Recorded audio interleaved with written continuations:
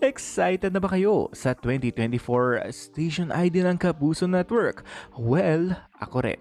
Narito ang mga nag-leak na mga photos online na kung saan narito ang mga ilan sa mga bigating A-listers ng Kapuso Network para mag-shoot ng nasabing Station ID ngayong 2024.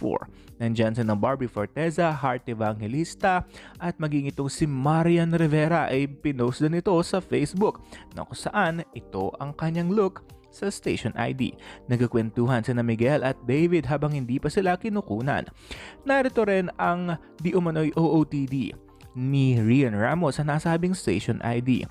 Maging si Heart Evangelista ay binahagi din ni Senador Cheese na kung saan nagte-tape daw sila ng Station ID sa Rizal. Maging itong si Kapuso Hunk Tom Rodriguez, ready na para sa Station ID this 2024. Napaka-glamorous ni Heart Evangelista maging si Bea Alonzo. Alam ko sa party look niya ito pero baka ito rin ang look niya sa Station ID. Well, hindi natin alam. Napaka-clean ng visual ni Kelvin Miranda, hindi ba? Narito naman ang mga Kapuso singers headed by Asia's Limitless star Julian San Jose ang kakanta ng 2024 version ng Kapuso Anumang Kulay ng Buhay.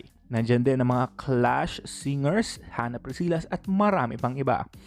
Kagabi nga, meron ng pa-teaser ang GMA Network sa mga social media platforms sila. Ito siguro si Barbie Forteza. Nandiyan din parang si Dennis or David Dicaco, Tom Rodriguez. Marami talaga tayong kailangan na dapat abangan dito. Sino kaya itong all white na napakaganda talaga? Narito ang isa sa pusong pangako namin sa inyo, Kapuso. Ito ay mapapanood na sa 24 oras sa June 28. Excited na ba kayo?